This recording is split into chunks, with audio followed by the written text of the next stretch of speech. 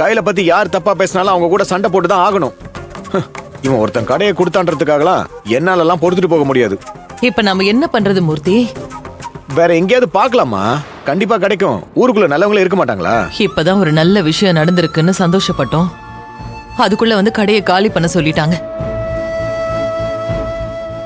அண்ணே, மூர்த்தி மாமாக்கு கண்டிப்பா கடை கிடைக்கும் அத்தை.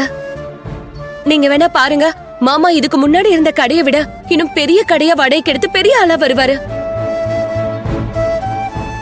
கைலனி மேல இருக்க பொய் குற்றச்சாட்டு எல்லாத்துக்குமே கூடிய சீக்கிரம் ஒரு நல்ல முடிவு வரதா போகுது. கண்டிப்பா நம்ம எல்லாருமே நல்லா இருக்கதா போறோம். அண்ணி, உங்க போன் தான்.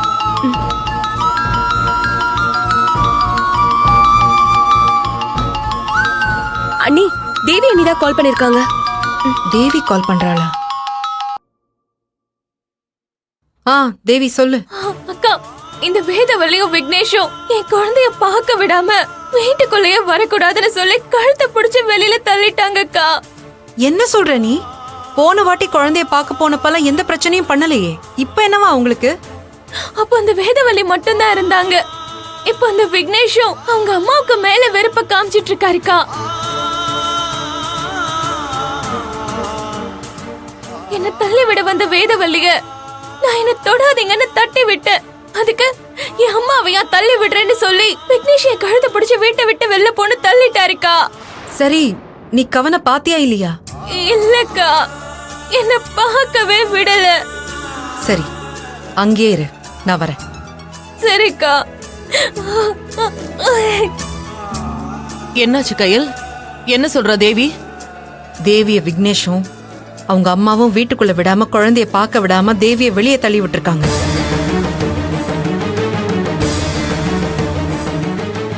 எவ்வளவு திமிரு இருந்தா அம்மாவும் பையனும் சேர்ந்து குழந்தைய பார்க்க போன தேவியை வெளில தள்ளி விட்டுருப்பாங்க. அவங்களுக்கு இதே வேலையா போச்சு. இவ்வளவு நாள் சும்மா விட்டுட்டோம்ல, அதான் அவங்களை என்ன பண்றன்னு மட்டும் பாரு. மூர்த்தி, நான் தான் பாத்துக்கிறேன்னு சொல்றேன்ல. இல்ல கயல், அவங்களுக்கு நான் தான் சரிப்பட்டு வருவேன். நானும் ஒன்னும் அவங்கள சும்மா விட்டுட்டு வர போறது இல்ல. நானே போறேன். இன்னைக்கு இருக்கு அந்த பொம்பளைக்கு.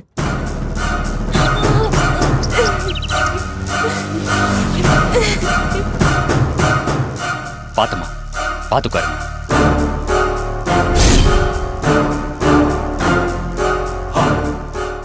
உங்களுக்கு எதுவும் அடிபடல?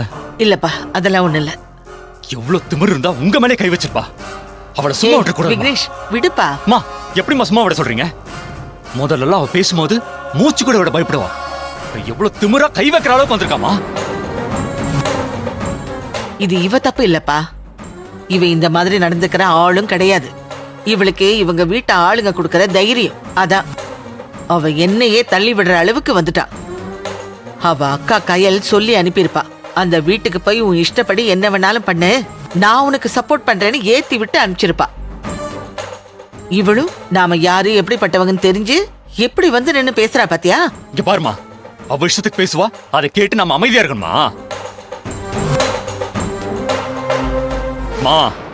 நான் பொறுமையா போறேங்கிறதுக்காக அவங்க வீட்டாளுங்க சொல்லி அனுப்புறதெல்லாம் கேட்டு இவ இன்னொரு தடவை இங்க வந்து பேசினா, இனிமே இதுக்கப்புறம் நான் மனுஷனாவே இருக்க மாட்டேன். நீ இருக்கும்போது இப்படி எல்லாம் பேசுறானா, அன்னைக்கு எப்படி எல்லாம் பேசியிருப்பான்னு கொஞ்சம் யோசிச்சு பார்ப்பா. நீங்க ஏன் அவளை பேச விட்டு வேடிக்கை பார்த்துட்டு இருக்கீங்க? இவளெல்லாம் வீட்டுக்குள்ளேயே சேர்த்திருக்க கூடாது. கால் எடுத்து உள்ள வைக்கும் போதே கண்ணத்திலே ஒண்ணு கொடுத்து துரத்தி விட்டுருக்கணும். என்ன தைரியம் இருந்தா நம்ம வீட்டுக்குள்ளேயே வருவா. என்னமோ உரிமை இருக்கு உறவு இருக்குன்னு பேசிட்டு இருக்கா, நீங்களும் அதை கேட்டுட்டு இருக்கீங்க. ஆமா, நான் தெரியாம தான் கேக்குறேன், அவளுக்கு என்ன உரிமை இருக்கு? யார் அவ? பெத்துட்டா தாயாடுவாளா? அவளதான் நான் வேணாம் சொல்லிட்டேன்லம்மா. அப்புறம் எதுக்குமா அவ இங்க வரா? அதையும் மீறி உங்க மேல வந்து கைய வைக்கிறா. என்ன கேக்குறதுக்கு ஆள் இல்லைன்னு நினைச்சிட்டாளா? உங்க மேல யாராவது கைய வச்சாங்க, அவங்கள நான் சும்மா விட மாட்டேமா. அவ இன்னைக்கு வந்தது கடைசியா இருக்கணும். இனிமே வந்தா அப்புறம் நான் என்ன பண்ணுவேன்னு எனக்கே தெரியாது.